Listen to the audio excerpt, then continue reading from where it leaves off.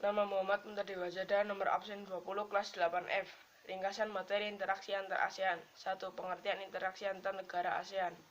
Interaksi antar negara-negara ASEAN diartikan sebagai hubungan timbal balik, melibatkan aksi dan reaksi yang terjalin di antara dua atau lebih negara di kawasan Asia Tenggara yang didukung oleh dua faktor, yakni persamaan dan perbedaan sumber daya alam, serta persamaan dan perbedaan kondisi geografis. 2. Faktor pendorong interaksi antar negara ASEAN.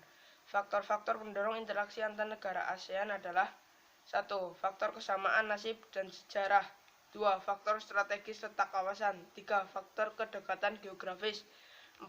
Persamaan dan perbedaan SDA atau sumber daya alam.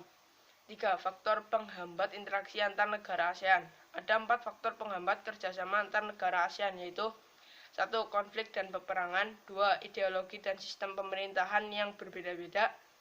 3. Kebijakan protektif perdagangan. 4. Perbedaan kepentingan tiap negara. 4.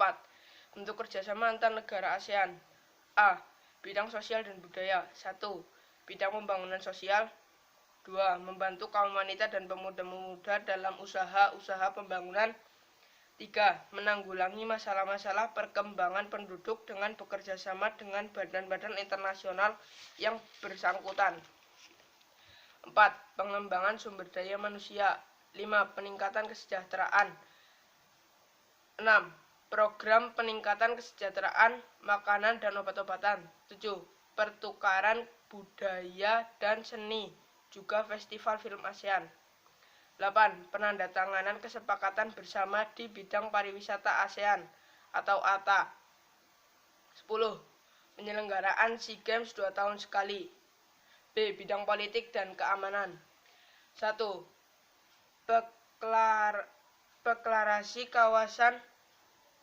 Deklarasi kawasan damai, bebas, dan netral atau ZOPFAN. 2. Treaty of Amity and Cooperation in Southeast Asia atau TAC. 3. Zona bebas senjata nuklir Asia Tenggara. C. Bidang pendidikan. 1. ASEAN Council of Teachers atau ACT. 2. Mengadakan Olimpiade Regional Asia Tenggara di bidang pendidikan. 5. Pengaruh kerjasama kehidupan negara ASEAN. A. Bidang ekonomi, mengcover kebutuhan tenaga kerja antar negara ASEAN. 2. Peningkatan kualitas pendidikan sebagai modal tenaga kerja. B. Bidang sosial. 1. Meningkatkan rasa solidaritas dan persahabatan antar negara ASEAN. 2. Menciptakan sikap gotong royong, toleransi, serta empati. C. Bidang budaya. 1. Dapat mengenal kebudayaan dari negara lain. D. Bidang politik. Pian memiliki hubungan erat yang dapat bermanfaat untuk meningkatkan kualitas hidup rakyatnya dengan berbagai kebijakan. E. Bidang pendidikan. Peningkatan kualitas pendidikan, kualitas sumber daya manusia. 2. Adanya pertukaran pelajar, meningkatkan kualitas pendidikan dan kemajuan khususnya di bidang teknologi. 3. Upaya meningkatkan kerjasama antar negara ASEAN. 1. Kesepakatan zona perdagangan bebas atau kesepakatan zona perdagangan bebas AFTA dan MEA. 2. Mengadakan kerjasama antar sekolah universitas di ASEAN lewat pertukaran pelajar, guru, dosen, pengadaan beasiswa, seminar, ataupun riset bersama.